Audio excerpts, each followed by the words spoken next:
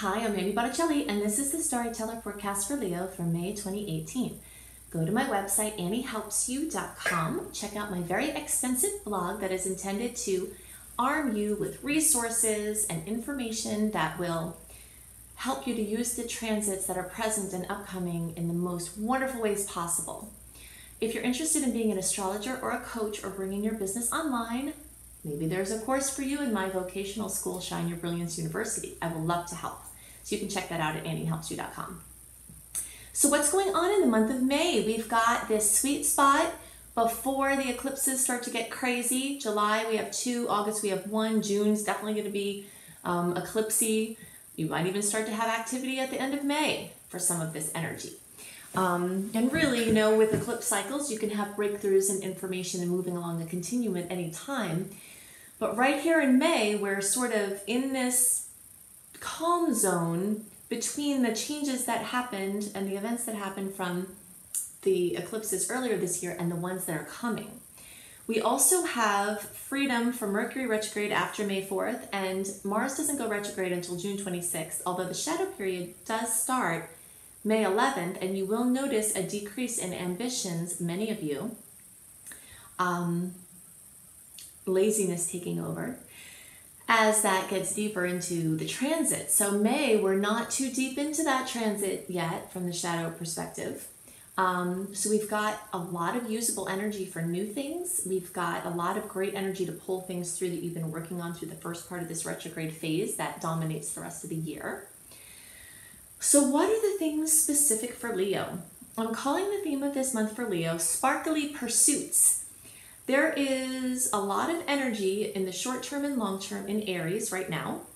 This energy drives Leo energy. This creates a 120-degree angle, which fuels energy, Leo's fire. We also have this full moon in Sagittarius towards the end of the month, which is a fire sign, a fellow fire sign, which fuels Leo energy. We have planets moving into Gemini, and Gemini is an air sign that feeds your fire sign. So this is a really energetic, sparkling, bright time. A lot of focus is being placed in the top half of your chart, which is your place out in the world. For some of you early degree placements, really this is true for all of you, but it's going to be a longer term theme. Let me see. No. Early and middle degree placements, as well as late degree placements, have this ongoing story of getting your health worked out. That's one of the more mundane things that has been going on as a theme for Leos. Trying to get back to basics, get certain things sorted out, getting your body stronger, getting your mind, emotions, heart, everything holistically put together, and a really great routine that helps to maintain that. But everything else is pretty much focused on this, your world, your place out in the world. We do have this ongoing theme of getting your housing and your home expanded and situated. That is something else that falls in the lower half as well. But like I said, there's just so much energy above the horizon, which means that your connections with others, your teaching, your learning, your international connections, your work, your career, your team, humanitarian effort connections, all of these things are being very strongly aspected at this time. So, and anything that you pursue, whether it's internet business, or whether it's a new job, or whether it's teaching or learning or traveling, there's this sparkle, there's this energy, there's this fire, there's this life around it. So, as you are getting your things out in the world more, becoming more worldly, and possibly even yourself actually traveling more, there is this underlying focus of continuing to solidify your relationships with other people, because it's the relationships with other people that are really going to help fuel this advancement out into the world. So a couple of things to note about mutual empowerment and relationships that will help to buoy you and use these transits in the best way. One is a spiritual principle that says, and I'm getting this from my book, Principles of Empowerment for Relationships. Even the most complex relationships can be understood by focusing on and understanding simple energetic principles. I teach this to children. I teach this in my Astaria School of Practical Magic. This is a basic premise of life. Energy is in constant movement, and we're giving it or we're taking it or we're both, right? When you watch people, let's say you're at a cafe and you watch people interacting, you can usually tell from their body language and their energy. Are they angry with each other? Are they flirting with each other? Are they negotiating business? What kind of energy exchange is happening with them? So, the more you can step back and observe the energy dynamics of your relationships, like, oh, this person is doing this and this triggers me, rather than going into the emotion of it, the expression of it, you know, in some cases, the drama of it. The more you can get back to simple dynamics. When you walk in a room, maybe you're full of energy. Maybe that energy is too much energy. Sometimes fire signs have this situation where you come in bursting, and your counterparts, often we pull in watery people to tone us down a little bit. I'm a Sag, so I have this that goes on. My energy can be very intense for people, and your energy can be very intense for people. So just being more mindful of how your energy is affecting other people, how other people's energy is affecting you, and remembering that our relationship is the basis for all of our other relationships. So relationships can only be that which our relationship is to ourselves. So these relationship principles can help to support your connection with others, which can help to support what you're trying to do out in the world. Lots of energy around technology, innovation, internet-based connections, teams, organizations, and making money through any of these things. If you have a business or you're promoting someone else's business, there can be a lot of help with networking at this time. So connecting with others and connecting with groups of like-minded people, plugging your services and products in to whole groups of like-minded people. So those are the things that are most on my mind for Leo this month. Now I want to talk about the transits of note, the dates they occur, the things you can expect with them, and how to most use them. So we're going to go into all that now. So the theme of the month for May 2018 for all signs is coming up for air.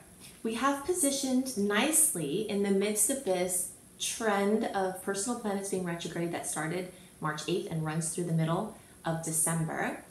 We've got this little period where we come up for air from the retrograde process. Also, we're coming up for air in this brief window between the eclipse cycles. So we have 3 eclipses in July and August, 2 in July, 1 in August. Starting in June, even towards the end of May, you might feel some of this. The eclipse changes, radical information coming in, news, trajectory shifts that could be unexpected or worked towards, but all of a sudden they come. So in this little pocket here in May, we're clear of the Mercury retrograde that preceded it. We're clear for a little while of the Mars retrograde that begins June 26th and runs through August 26th. The shadow period for Mars retrograde starts on May 11th. So May 4th through May 11th, we're completely clear of any personal planets retrograde. However, with every day that passes after May 11th, we're going to go deeper into that shadow period, and ambitions may tend to wane. That's one of the big factors of Mars retrograde, is that drive goes backwards. Okay, so people get more lazy, and you can sync your life with this transit. I have Aries rising, so I'm very much connected to this Mars transit because Mars is an Aries ruler, but this will affect everybody. I plan for this period of time now as a relaxing, taking a break, so I go gung-ho all the time before it, and I plan things for the time after it. But this sweet little spot is amazing for vacations, it's amazing for rest, it's amazing for staycations. So you can use this wisely, you just have to plan for it accordingly, okay? So if the lesson is, if you've got things you got to push through anytime this year and you don't want to wait until December, try to do it in May, okay? If you are a person with Mars retrograde in your chart, you might start to get zippy as everyone else starts to tone down. And if that's the case, good for you, but you will be in the minority. Something else going on in May that's ongoing from March into July is that Jupiter is in retrograde.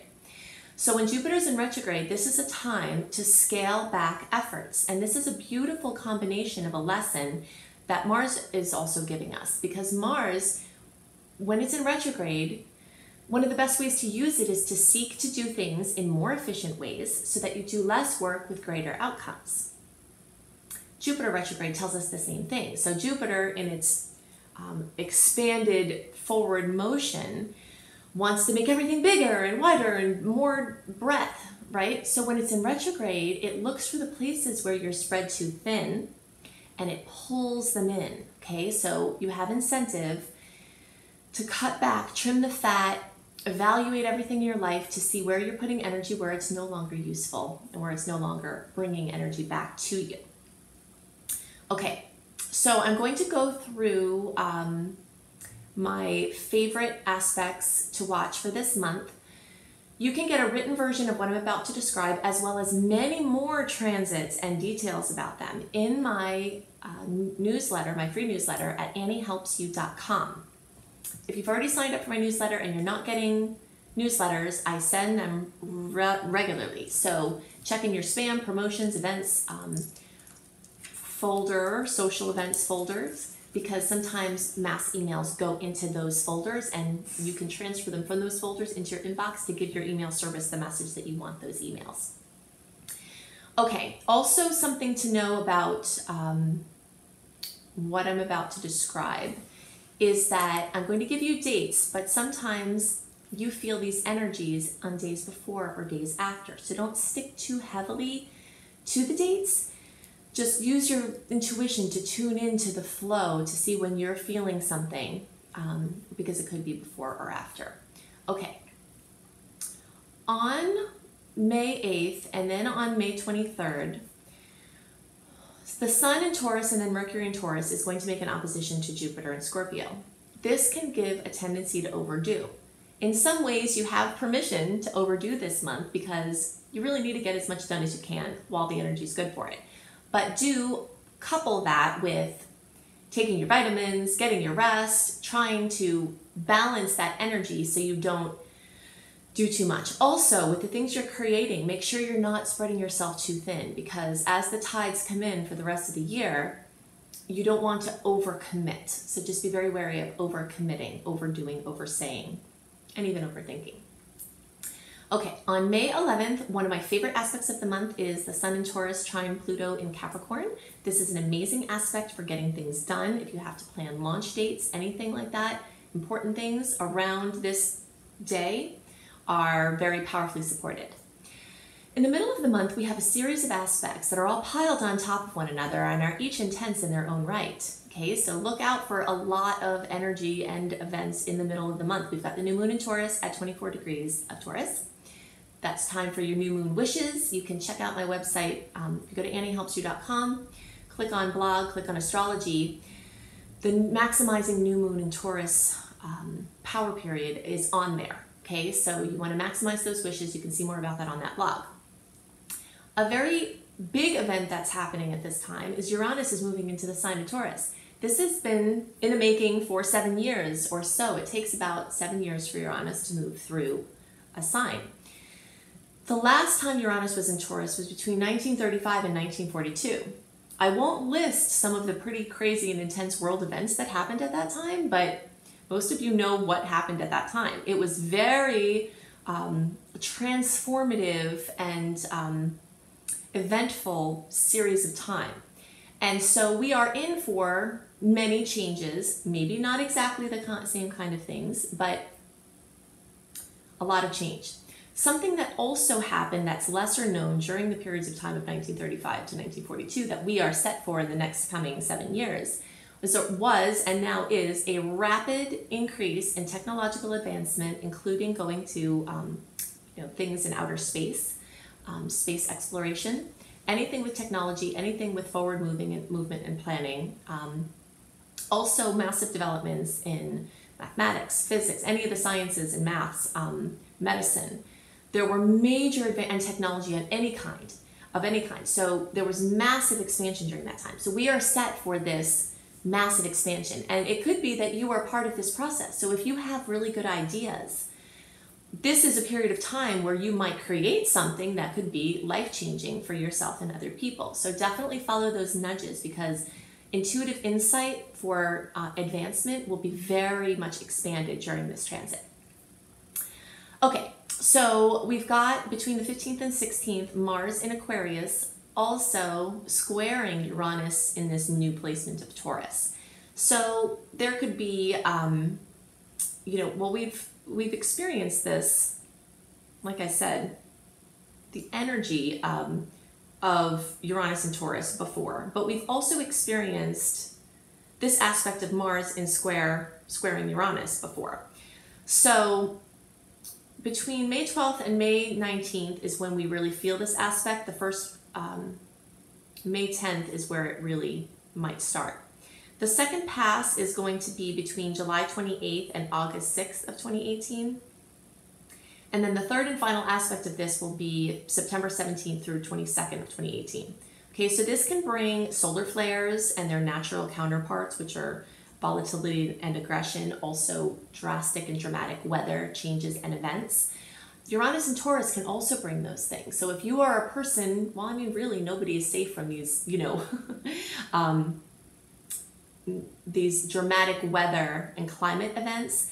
But if you are in a situation where you're more prone to these problems, then just take extra caution, be extra aware, and follow your intuition. If something is telling you not to be in a certain place at a certain time, to sell somewhere, to buy somewhere, etc. Because these energies with these dates I just outlined will be flared, and then also this will be a theme getting stronger for the next 7 years. My next favorite date of the month is May 18th. The first was the 11th. The 18th has Mercury in Taurus making a trine to Saturn in Capricorn. So this is another great day, time, or period of time to get things done. You'll have to dance around these other energies that I just talked about, because they will be pretty intense and they may not be the best for trying to do important things, but you just have to tune into your intuition and follow the flow. Okay, so even though on May 18th, we will be in the Mars shadow period, if you're feeling froggy, jump. That's the lesson of this time. Anything that you feel really drawn to do in May, get it done, because ambitions are likely to wane.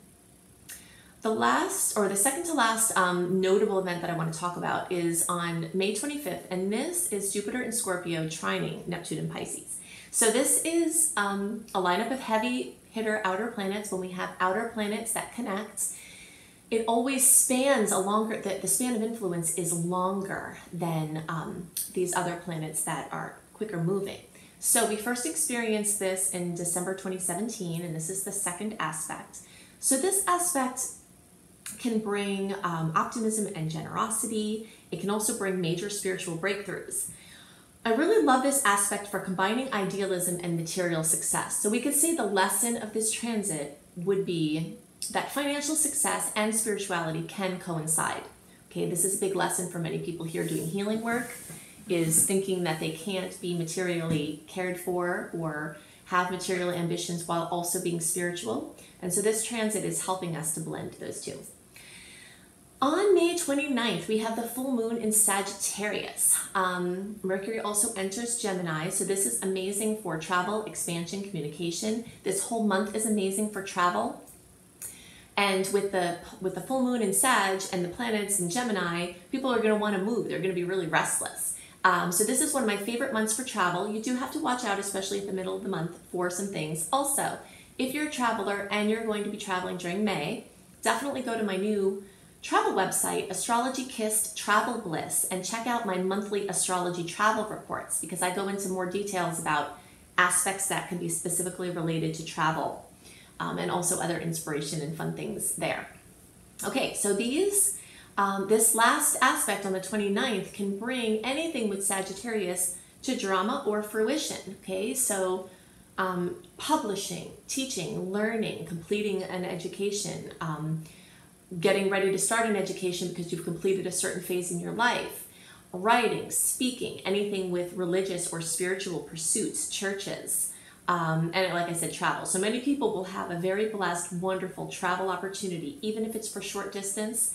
could turn out to be for long distance around this period of time. So these are the things I have most on my mind for May 2018. I have a longer list of aspects to look out for when you sign up for my newsletter, AnnieHelpsYou.com. And I give them to you a month early. Also, if you'd like a written version of horoscopes, not necessarily talking about things that I talk about in your personal videos, then go to cozybysweetstarlight.com. That is my lifestyle website that is also kissed by astrology with these horoscopes. So I love to give you massive amounts of resources to work with these transits. Okay, so you've got the newsletter, Annie Helps You. You've got Astrology Kiss Travel Bliss for your travel reports and other travel information. You've got Cozy by Sweet Starlight for your horoscopes. And then also check out my blog on Mars retrograde and my video on Mars retrograde and my blog on how best to use the time when planets are in retrograde. And that's at AnnieHelpsYou.com. Okay, so if you would love to learn astrology with me, or you would love to be a coach as your profession, or you would love to bring your business online, check out my vocational school, Shine Your Brilliance University, at AnnieHelpsYou.com. If you'd love to have audio tracks that help to mitigate and enhance and utilize the transits of the time, my brilliant husband, B.R. Newman, creates these audio tracks, subliminal audio tracks that you can access for free on his website at iamhelios.com, IAMHELIOS.com. He also does readings. So I hope you have a wonderful month, and I'll see you next month. Bye.